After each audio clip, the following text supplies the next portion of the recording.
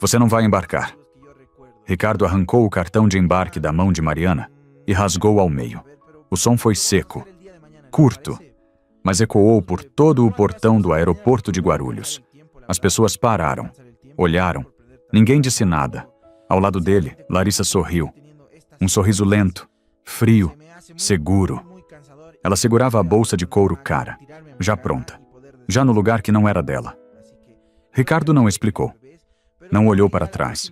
Só colocou outro cartão, primeira classe, na mão da amante. E disse, vamos. E eles foram. Deixaram Mariana ali, parada, sozinha, com os 2 pedaços do que restava. Não só da viagem, mas de 12 anos. Se você acha que essa é só mais uma história de traição, fica comigo. Porque o que essa mulher fez nos próximos minutos, ninguém naquele aeroporto esqueceu. E talvez você também não esqueça. Mariana olhou para o chão. Os 2 pedaços do cartão ainda estavam lá. Ela não chorou, não gritou, não correu atrás. Ela se abaixou devagar. Pegou cada pedaço, alinhou como se ainda tivesse valor. Colocou no bolso do casaco. Respirou fundo. E então, caminhou até uma cadeira vazia. Sentou, cruzou as pernas, pegou o celular. Discou um número que ela já sabia de cor.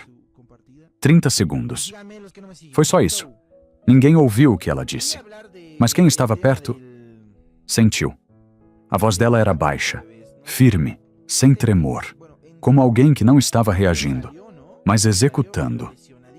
Quando desligou, colocou o telefone sobre o joelho e ficou imóvel, observando o portão de embarque, como quem espera algo que já sabe que vai acontecer. Naquele momento, todos pensaram a mesma coisa. Ela acabou de perder tudo. Eles estavam errados, porque Mariana não estava sendo deixada para trás. Ou ela estava exatamente onde precisava estar. E o verdadeiro jogo ainda nem tinha começado. O avião ainda nem tinha iniciado o embarque completo. E Mariana já não era mais a mesma mulher que havia sido deixada para trás. Ela continuava sentada, postura reta, olhar fixo no portão. Mas por dentro, algo tinha virado.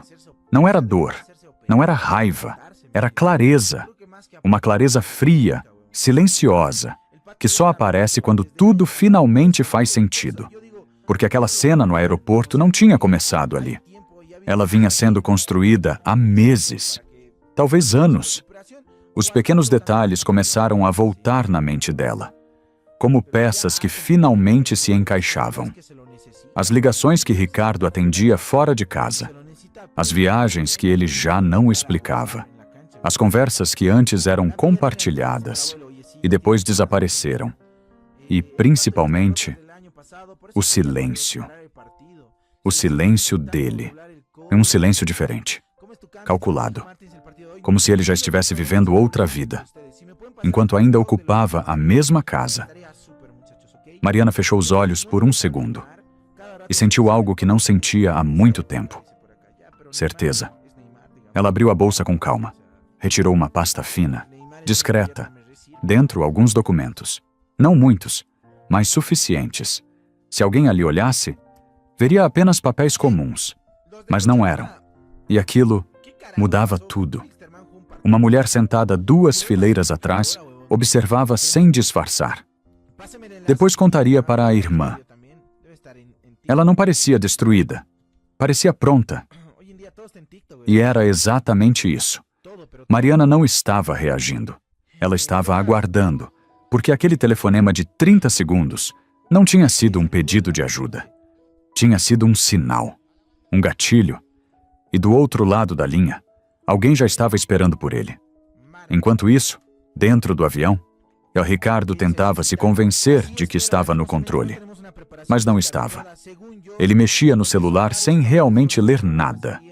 Larissa, ao lado, tentava manter o sorriso, mas a mão dela tremia levemente ao segurar a taça, porque ela também tinha visto. O olhar de Mariana. Não era o olhar de alguém derrotado. Era o olhar de alguém que sabia algo. E esse tipo de olhar assusta. Ricardo se inclinou, murmurou algo no ouvido de Larissa. Ela assentiu. mas não respondeu, porque, pela primeira vez, uma dúvida tinha surgido. E dúvidas quebram certezas perigosas. De volta ao portão, uma funcionária da companhia aérea caminhou diretamente até Mariana. Sem pressa, sem expressão, como se aquilo já estivesse combinado. Ela parou na frente dela e estendeu um novo cartão de embarque. Senhora Mariana, seu assento foi atualizado. 2A. Primeira classe. Mariana olhou o cartão por um segundo. Depois levantou. Sem surpresa, sem agradecimentos exagerados. Apenas um leve aceno de cabeça. Pegou sua mala e caminhou. Passou pelo corredor, como se sempre tivesse pertencido àquele lugar, sem olhar para os lados, sem procurar ninguém. Mas cada passo carregava algo que ninguém ali conseguia explicar. Quando entrou no avião, o ar parecia diferente, mais pesado, mais atento. Ricardo a viu, não de imediato, mas quando viu, seu corpo reagiu antes da mente. Ele congelou, por um segundo. Depois tentou disfarçar. Tarde demais. Larissa também virou, e o sorriso desapareceu. Mariana não disse nada, não olhou para nenhum dos dois. Apenas passou. Calma. Precisa. E sentou exatamente atrás deles. Abriu sua pasta e começou a revisar os documentos, como se estivesse indo para uma reunião, não para uma guerra. Mas era. E naquele momento, sem levantar a voz, sem fazer cena, ela já tinha recuperado o controle. E o que Ricardo ainda não sabia era que aquela viagem não era sobre negócios, era sobre queda. E ela já tinha marcado o horário. O avião já estava em altitude de cruzeiro. O barulho constante dos motores preenchia o silêncio entre os passageiros. Mas dentro de Mariana havia outro som, o som da memória. Ela fechou a pasta por um instante, olhou pela janela e deixou que o passado viesse. Não com dor, mas com precisão. Porque agora, tudo precisava ser lembrado exatamente como foi. 12 anos antes, ela ainda era enfermeira no Rio de Janeiro. Tinha uma rotina estável, um caminho claro, um futuro seguro. Foi nessa época que conheceu Ricardo. Ele não era rico, não tinha empresa consolidada e tinha apenas ideias, grandes demais para o bolso que carregava. E um jeito de falar que fazia parecer possível. Ela acreditou. Não por ingenuidade, mas porque viu potencial onde ninguém mais viu e decidiu apostar. A primeira grande decisão foi o empréstimo. R$300 mil. No nome dela. Porque o crédito dele não era suficiente. Ela assinou sem hesitar. Não como um favor, mas como investimento. No sonho dele e no futuro dos dois. Nos primeiros anos, Mariana trabalhou em 2 mundos. Durante o dia, no hospital. À noite, nos números da empresa. Planilhas, contratos, contas atrasadas. Ela organizava tudo, corrigia erros, evitava prejuízos que Ricardo nem percebia, sem salário, sem reconhecimento formal, mas com confiança. Porque, naquele tempo, eles eram um time. Quando a empresa começou a crescer, vieram as mudanças. Mudança de cidade, mudança de rotina, mudança de vida. Mariana abriu mão de uma promoção importante no hospital. Uma conquista de 6 anos. Ela não reclamou, porque acreditava que estavam construindo algo maior. E por muito tempo, estavam. Mas o que ninguém ensina é que o sucesso muda mais as pessoas do que o fracasso. E Ricardo mudou. No início, eram detalhes pequenos. Ele parou de perguntar a opinião dela. Depois, começou a corrigir o que ela dizia, na frente de outros. Deixa que eu explico. Não é bem assim. Frases simples, mas que, pouco a pouco, reposicionavam Mariana, de parceira para espectadora. Ela percebeu. Claro que percebeu, mas escolheu observar, porque Mariana nunca foi do tipo que reage no impulso. Ela analisa e espera. Foi em um jantar da empresa no ano anterior que tudo ficou mais claro. Ricardo apresentou Larissa como assistente executiva, educada, elegante, atenta demais. O tipo de atenção que não é profissional, mas também não é explícita. Mariana apertou a mão dela, sorriu. Conversaram poucos minutos. O suficiente, porque Mariana não precisava de provas completas. Ela precisava de padrões. E o padrão estava ali, no olhar, na postura, na forma como Larissa já se comportava, como alguém que ocupava um espaço que ainda não era oficialmente dela, mas que já estava sendo preparado. Naquela noite, voltando para casa, Mariana não fez perguntas, não discutiu, ficou em silêncio. Mas não era um silêncio de submissão, era cálculo. Ela começou a somar. Cada detalhe, cada ausência, cada mudança, sem pressa, porque sabia que, mais cedo ou mais tarde, a conta fecharia. E quando fechasse, não haveria erro. Lá de volta ao presente, no avião, Mariana abriu os olhos, respirou fundo, olhou novamente para os documentos à sua frente. 12 anos. Ele achou que podia apagar tudo isso com um rasgo de papel. Achou que podia reescrever a história, sem ela. Mas o que Ricardo nunca entendeu é que aquela empresa nunca foi só dele. E o erro dele não foi trair. Foi subestimar quem construiu tudo ao lado dele. Porque enquanto ele vivia o auge, Mariana já estava preparando o fim. E dessa vez, sem volta. O avião seguia estável. Mas o clima entre aquelas 3 pessoas... Não. Ricardo mantinha os olhos no celular. Fingia concentração. Fingia controle. Mas a respiração dele já não era a mesma. Curta, irregular. Porque por mais que tentasse negar, algo tinha saído do roteiro. E ele sabia. Larissa, ao lado, cruzou as pernas devagar. A taça de espumante ainda pela metade. Ela tentou manter a postura elegante, mas seus dedos apertavam o braço da poltrona com força demais.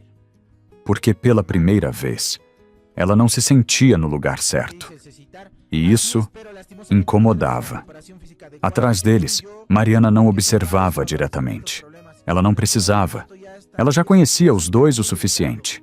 Conhecia os padrões e sabia exatamente o que estava acontecendo ali na frente. Porque aquilo não começou naquele voo. Começou muito antes, meses antes, quando Ricardo começou a mudar. As primeiras ligações fora de casa, as viagens com explicações vagas, as reuniões que antes incluíam Mariana e depois passaram a acontecer sem ela. No início, qualquer pessoa poderia justificar. Trabalho, crescimento, pressão. Mas Mariana não era qualquer pessoa. Ela conhecia aquele homem nos detalhes. E detalhe, não mente. Ou depois vieram as pequenas humilhações. Nada escandaloso, nada que causasse uma cena, mas suficiente para reposicionar. Em um jantar, ele a interrompeu. Deixa que eu explico melhor. Em outro, corrigiu algo simples. Não é bem assim. As pessoas riram leve. Parecia normal. Mas Mariana sentiu. Porque respeito não desaparece de uma vez. Ele vai sendo retirado. Aos poucos. Até que um dia, não sobra mais nada. Foi nesse ponto que Larissa começou a aparecer com mais frequência. Não como amante, não ainda, mas como presença constante. Ela estava nas reuniões, nas viagens, nos eventos, sempre ao lado de Ricardo, sempre atenta, sempre pronta. Mas havia algo além da competência. Algo no olhar, na forma como ela sustentava o contato visual com Mariana. Por segundos a mais do que o necessário. E como se estivesse dizendo, sem palavras, eu sei de algo que você ainda não sabe. E aquilo foi o primeiro alerta real. Mas Mariana não reagiu, não confrontou, não fez escândalo, porque ela não precisava de drama. Ela precisava de confirmação. E confirmação veio. Uma noite. Um detalhe pequeno. Ricardo deixou o celular na mesa da cozinha enquanto subia para atender uma ligação. Normal. Mas o que não era normal era a tela acesa. Uma notificação. Nome. Larissa. Mensagem. Já estou com saudade. 3 palavras. Simples. Suficientes. Mariana não pegou o celular. Não abriu. Não precisou. Porque naquele momento, a dúvida acabou. E no lugar dela, entrou algo muito mais perigoso. Consciência. Consciência de que estava sendo traída. Consciência de que estava sendo substituída. E pior, consciência de que estavam fazendo isso, achando que ela nunca perceberia. No avião, Mariana ajustou levemente o encosto da poltrona. Abriu novamente a pasta. Mas sua mente estava longe dali. Ela lembrava do momento exato em que tudo mudou. Não foi quando descobriu a traição. Foi quando percebeu a intenção. Porque trair é um erro. Mas planejar a substituição é escolha. E Ricardo tinha escolhido. Escolhido apagar 12 anos. Escolhido reescrever a própria história. Escolhido acreditar que Mariana ficaria parada, que aceitaria, que não reagiria. Ele errou. E Larissa também errou. Porque confundiu silêncio com fraqueza. Confundiu elegância com submissão. Confundiu ausência de reação com ausência de poder. Atrás deles, Mariana passou os dedos calmamente sobre a borda dos documentos. Organizados, precisos, prontos. Ela não precisava olhar para frente para saber. O desconforto já tinha começado. E aquilo era só o início. Porque quando a verdade aparece, ela não faz barulho no começo. Ela cresce em silêncio, até o momento certo. E Mariana já tinha escolhido esse momento. O avião avançava pela escuridão. Enquanto Mariana voltava, em silêncio, para a noite que mudou tudo. Não foi uma discussão. Não foi um escândalo. Foi algo muito mais frio. Muito mais definitivo. Uma quarta-feira comum. A casa quieta. O som da televisão desligada ainda ecoando no fundo. Ricardo subiu para o escritório, como fazia nas últimas semanas. Só uma ligação rápida, disse. Mas Mariana já não acreditava mais em explicações simples. Naquela noite, algo estava diferente. O laptop dele ficou aberto sobre a bancada da cozinha. Tela acesa. Sem senha. Sem cuidado. Um erro. Pequeno, mas fatal. Mariana não correu. Não hesitou. Aproximou-se devagar. Olhou. E leu. No início, parecia apenas mais um e-mail profissional. Termos técnicos, assuntos financeiros. Mas conforme avançava, as palavras começaram a ganhar forma e sentido. Era uma troca de mensagens entre Ricardo e o irmão dele, Eduardo, advogado, homem de confiança, família, ou pelo menos era o que ela acreditava. A conversa tinha meses. Não, mais que isso. Mais de 1 ano. Planejamento, estratégia, detalhes. Tudo registrado, tudo pensado. E o objetivo era claro: retirar Mariana da empresa. Apagar o nome dela. Eliminar qualquer direito. Antes mesmo que o divórcio fosse oficialmente iniciado. Cada linha que ela lia era mais do que traição. Era cálculo. Era intenção. Era golpe. Eduardo descrevia os passos legais. Falava sobre reestruturação societária. Sobre transferência silenciosa de participação. Sobre como fazer tudo parecer legítimo. E Ricardo respondia. Aprovava. Perguntava prazos. Confirmava datas. Como se estivesse discutindo qualquer negócio comum. Como se não estivesse destruindo a própria esposa. Mariana parou por um segundo. Respirou. Mas não fechou o laptop. Ela continuou. Precisava ver tudo, até o fim. E então encontrou uma frase. Curta, direta. Fechamento em Genebra confirmado para dia 14. Genebra. A mesma viagem. O mesmo voo. O mesmo plano. Não era coincidência. Era execução. Eles não estavam apenas indo fechar um grande contrato. Estavam indo concluir a exclusão dela. Mariana ficou imóvel. Por alguns segundos, tudo ficou em silêncio. Nenhum pensamento. Nenhuma emoção. Apenas entendimento. Porque ali, naquela tela, não havia mais dúvida. E não havia mais espaço para esperança. Não era um erro. Não era um momento de fraqueza. Era uma decisão contínua, fria, sustentada e compartilhada. O homem que ela ajudou a construir estava planejando apagá-la, com a ajuda da própria família. Mariana fechou o laptop, exatamente como encontrou. Limpou a borda da mesa com a mão. Um gesto automático, como se estivesse apagando qualquer rastro de si mesma ali.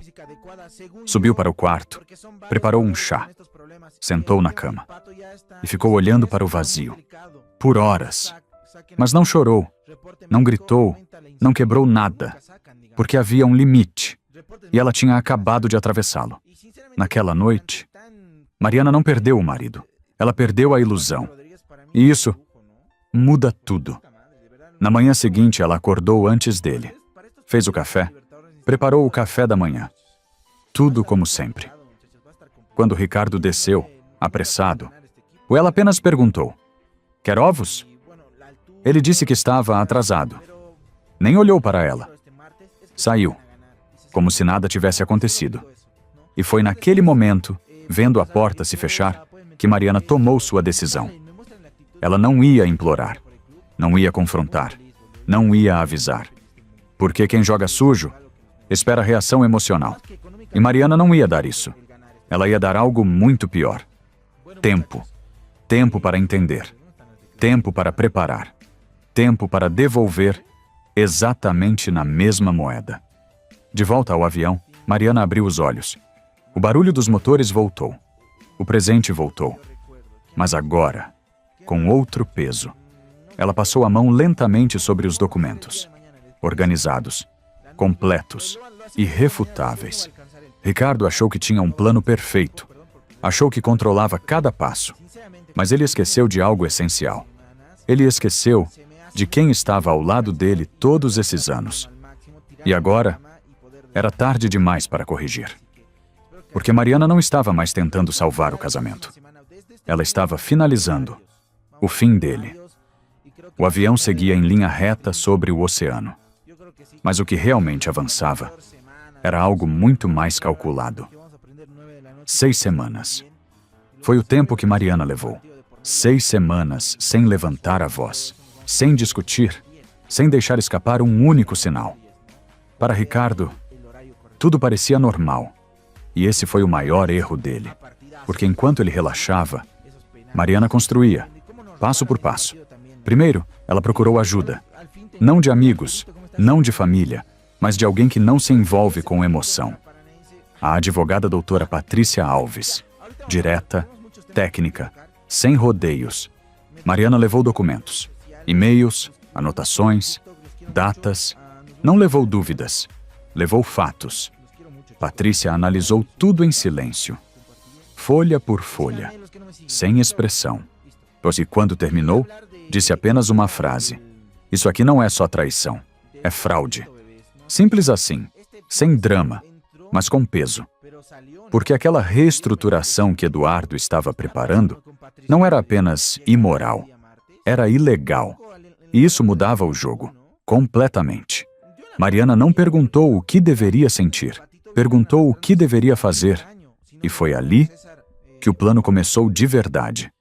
Patrícia organizou tudo, uma resposta jurídica sólida, um pedido de bloqueio emergencial, documentos que impediriam qualquer transferência de participação.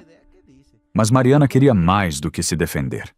Ela queria interromper, no momento certo, no lugar certo e com impacto. Então veio o próximo passo, o mais arriscado. O contato com os investidores. O grupo principal por trás do contrato internacional. Gente grande, gente que não aceita risco. E muito menos escândalo. Tia de Patrícia fez a ponte. Enviou um resumo técnico, sem emoção, sem acusações exageradas. Apenas fatos e provas. Do outro lado, silêncio. Horas. Um dia inteiro. Até que veio a resposta. Curta, objetiva. 3 perguntas. 3 pontos críticos. Mariana respondeu tudo, com precisão. sem espaço para dúvida. E então, a decisão foi tomada. Uma reunião privada seria realizada, antes da assinatura final, sem que Ricardo soubesse, sem que Eduardo soubesse, sem que ninguém, além das pessoas certas, soubesse. E o mais importante, a principal investidora já estaria presente no voo, muito antes de Ricardo sequer pensar em convidar Mariana. Tudo já estava em movimento. E ele, completamente cego. Durante aquelas 6 semanas, Mariana manteve a rotina. Cozinhou, trabalhou, acompanhou o filho, participou de eventos da empresa, sorrindo, presente, impecável e sem deixar nenhum rastro. Porque o silêncio dela não era vazio. Era estratégia. E estratégia exige disciplina. Enquanto isso, Ricardo se tornava cada vez mais descuidado. Parou de esconder o celular. Parou de justificar atrasos. Parou de fingir. Porque já acreditava que tinha vencido. E quando alguém acredita que venceu cedo demais, começa a errar. Larissa apareceu 2 vezes na casa. Sempre com uma desculpa profissional. Sempre com aquele olhar. Aquele mesmo olhar do aeroporto. Superior. Provocador. Como se dissesse, eu já ganhei. Mariana abriu a porta, recebeu, agradeceu e fechou. Sem reação, sem confronto, sem entregar nada. Porque quem está 3 passos à frente não discute no primeiro. De volta ao avião, Mariana ajustou a postura. Respiração tranquila, mãos firmes. Ela não precisava revisar mais nada. Tudo já estava pronto. Cada detalhe, cada movimento, cada tempo. Ricardo pensou que estava levando Mariana para uma viagem, mas não estava. Ele estava levando o próprio fim.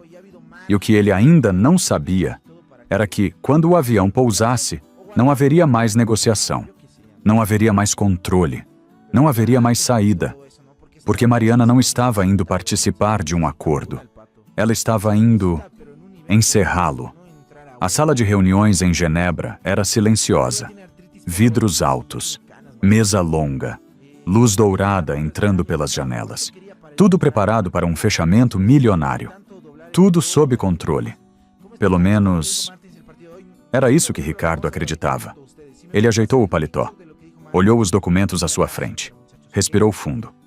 Ao lado, Eduardo organizava as pastas com precisão. Seguro, confiante. Do outro lado da mesa, representantes internacionais, investidores atentos. Tudo parecia perfeito. Foi exatamente como planejado. Mas havia um detalhe que nenhum dos dois percebeu. Aquela reunião já não era deles. A porta se abriu, sem anúncio, sem pressa. Mariana entrou, passo firme, postura reta, olhar tranquilo. Não pediu licença, não hesitou. Apenas caminhou até a mesa e se sentou. Como alguém que já tinha lugar ali. O silêncio que se formou não era desconfortável. Era pesado, denso, irreversível. Ricardo congelou. Por um segundo. Depois tentou reagir. Isso é uma reunião de negócios. A voz saiu mais alta do que ele gostaria. Mariana não respondeu de imediato. Colocou uma pasta sobre a mesa. Abriu, organizou os documentos. E só então falou. Calma, sem emoção aparente. Mas cada palavra precisa. Antes de qualquer assinatura, precisamos tratar de uma irregularidade jurídica. A frase caiu na sala como um corte. Curta, direta, inquestionável. Eduardo tentou intervir. Começou a falar sobre procedimento, sobre contexto, sobre momento inadequado. Mas não terminou. Porque naquele instante, a tela ao fundo da sala acendeu. Videoconferência. Doutora Patrícia apareceu. Imagem nítida, voz firme, sem espaço para interrupção. Existe um pedido formal de bloqueio em andamento. A reestruturação societária apresentada contém indícios claros de fraude contra uma acionista legal. Silêncio. Total. Os investidores não reagiram, não discutiram, apenas ouviram, porque sabiam. Quando uma palavra como fraude entra em uma sala dessas, o jogo muda imediatamente. Mariana deslizou um documento para o centro da mesa. Depois outro.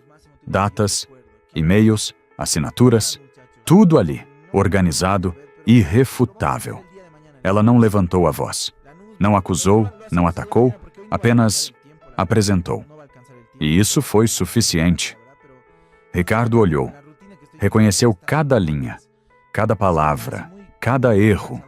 Tentou falar, tentou retomar o controle. Disse que era pessoal, que Mariana estava exagerando, que aquilo poderia ser resolvido fora dali. Mas ninguém respondeu, porque já não era mais uma questão pessoal. Era risco, e investidores não negociam com risco. A mulher na cabeceira da mesa, a principal investidora, fechou lentamente a pasta. Sem pressa, sem emoção. Diante dessas informações, estamos suspendendo o acordo. Simples assim, sem discussão, sem segunda chance. Eduardo tentou argumentar. Citou cláusulas, prazos, formalidades, mas sua voz já não tinha força. Porque quando a confiança se quebra, nenhum contrato sustenta. Сейчас зайдем, посмотрим, как у них трансляция началась.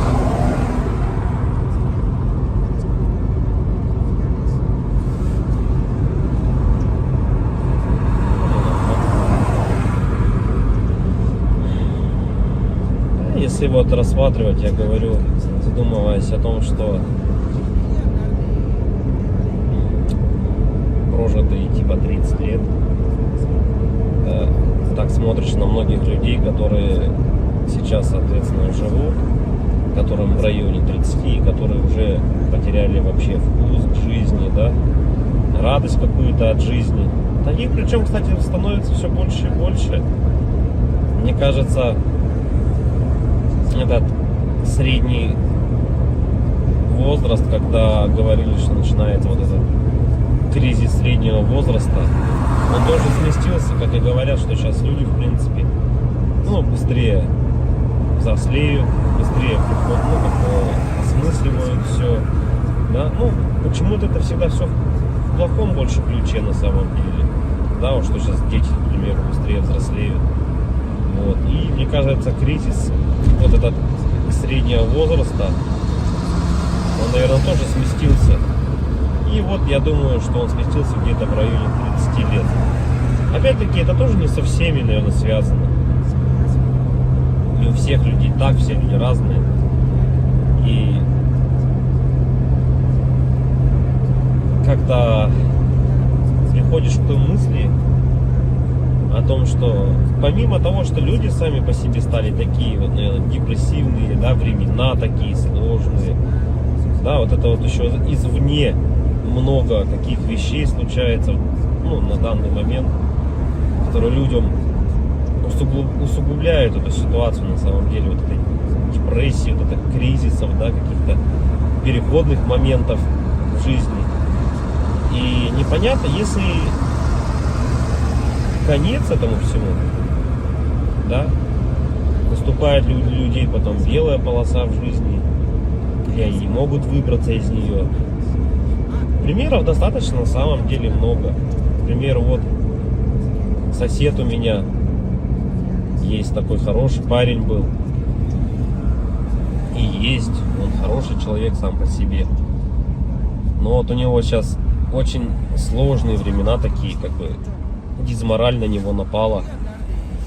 О том, что он не реализовался в своей жизни к 30 годам, что жизнь у него кончена. И не может он выбраться из этой ситуации. Да? Как говорят,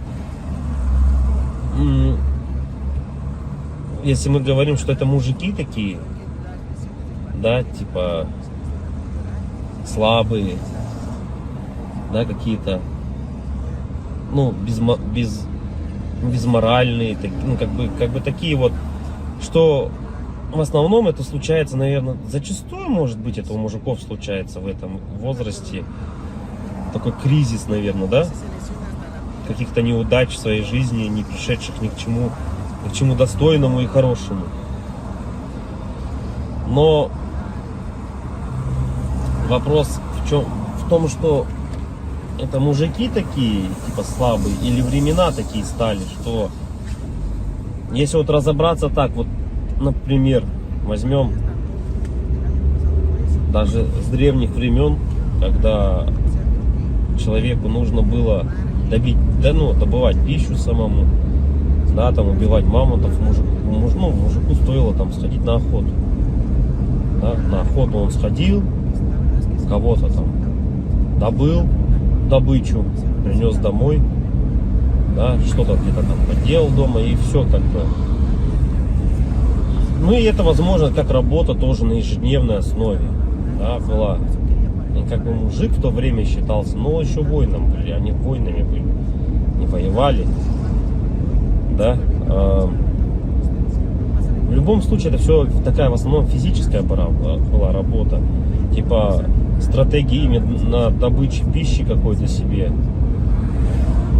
Ну, тут вот требовалось, возможно, какое-то знание, да, тут я не спорю. Но в основном это была физическая работа. Если взять, к примеру, не такие далекие времена, когда там люди вот только выходили из пещер, да, взять даже, допустим, 50 лет назад, 100 лет назад, да, когда люди работали на заводах, и что тогда считалось именно мужиком, да, таким. Разница была, наверное, с нынешними временами в том, что если ты работал, к примеру, на заводе на каком-то, то тебе было этого всего достаточно. То есть ты уходил на завод, отработал свое время, да, пришел домой, какие-то тоже там, может, домашние дела, и этого тебе было достаточно на самом деле. Как бы и все, и заключалась вся суть именно мужчин. Ну вот, как бы устроиться главное на завод и работать физически, опять-таки, да, получить какое-то образование, так, ну, как бы среднеспециальное, к примеру, да, какой-нибудь токарь, идти на завод, отработать там 8-12 часов. Это не легкая работа, я не спорю тоже с этим. Но опять-таки, этого зато было достаточно. Человек уходил, он отрабатывал там 12 часов и понимал, что ему будет всего достаточно. Ради этого и была, наверное, главная и основная мотивация. Да? И если перенесемся мы, наверное, в наше время уже, сейчас, на данный момент, то есть люди просто не знают на самом деле, как заработать, как получить жилье, как получить новый автомобиль. То есть способов получения данного результата его нету как такового. Это говоря о том, что ты будешь ходить на работу по 8, по 12 часов, допустим, сутками там работать, да, ты не заработаешь на машину, заработаешь ты на нее через 5 лет, если ты там не будешь ни пить, ни есть, как бы, да. Ну ладно, если вообще не тратить деньги, ты заработаешь год. Ну такого же невозможно, это же только где-то в сказках. С учетом нынешних трат, то есть даже при зарплате какой-то средней, там 100 тысяч рублей, ну где-то 60, где-то 70, где-то 80. Возьмем от 60, наверное, до 120. То есть, к примеру, достижение результата такой, как, к примеру, квартира, недвижка какая-то своя, это кредиты, ипотеки. То есть вот здесь и сейчас ты берешь. И залазя все глубже и глубже, то есть, как сказать, взял ты, к примеру, себе недвижимость, да, в ипотеку, пусть она будет так. Помимо тех трат, к примеру, помимо этой ипотеки, там, ремонт и так далее, тебе за эти 20 лет нужно и телефоны менять, и одежду менять, и так далее, там, кушать надо. Машины также в этот же момент менять тебе надо. И то есть это кабала на самом деле такая, она дизморальная.